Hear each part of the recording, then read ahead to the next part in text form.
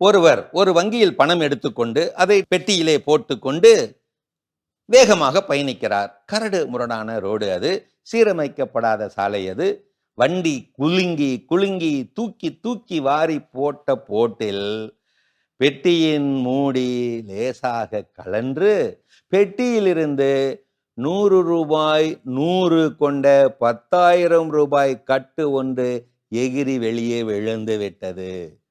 இது தெரியாமல் அவர் போய்கொண்டே இருக்கிறார். பெண் குறிப்பு, அவர் போய்கொண்டே இருக்கிறார், அவ்வளவுதான். இனி அவர் கதையில் வரமாட்டார். எகிரி விழுந்த 100 ரூபாய் கட்டு விழுந்த வேகத்தில் கட்டு பிரிந்து அதிலே ஒரு 100 ரூபாய் தாள் மட்டும் காற்றிலே பறந்து சிறிது தூரத்தில் போய் விழுந்து கிடக்க அதை கண்டெடுத்தான் ஒருவன்.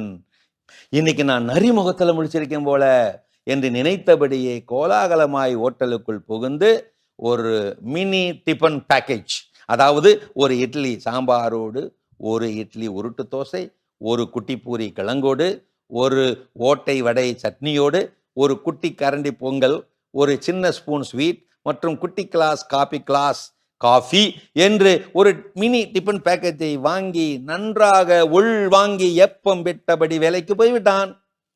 அந்த மீதி கட்டு ரூபாயை இன்னொருவன் கண்டுகொண்டான், கண்டெடுத்தான். எடுத்தவுடன் மறைவாக போய் பரபரவென்று பரபரப்பாக நெஞ்சு படபடக்க எண்ணி பார்த்தான். அதிலே 99 நோட்டுகள் இருப்பதை கண்டான். அதிர்ச்சி அடைந்தான். அப்போ அந்த இன்னொரு 100 ரூபாய் நோட்டு எங்க?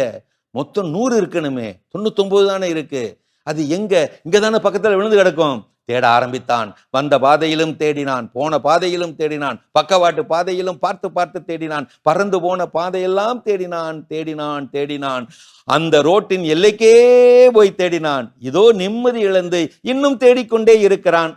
அவனை பத்தி தகவல் கிடைச்சா கொஞ்சம் சொல்லி அனுப்புறீங்களா? கொஞ்சம் நிம்மதியா இருக்கும். கதையை கதைத்து விட்ட பாடம் சொன்னார் பாதிரியார் சேவியர் அந்தோணி. பார்த்தீர்களா? உணர்ந்தீர்களா? 100 ரூபாய் பணத்தை பார்த்தவன் திருப்தியாக மினி டிஃபன் பேக்கேஜ் சாப்பிட்டு அனுபவித்து ஏப்பம் விட்டு மகிழ்ச்சியாய் போய்விட்டான். 9,900 ரூபாய் மீதியை பார்த்தவனோ அதை அனுபவிக்காமல் அந்த 100 ரூபாயை இன்னும் தேடிக்கொண்டிருக்கின்றானே, நிம்மதி இழந்து படுசோகமாய்.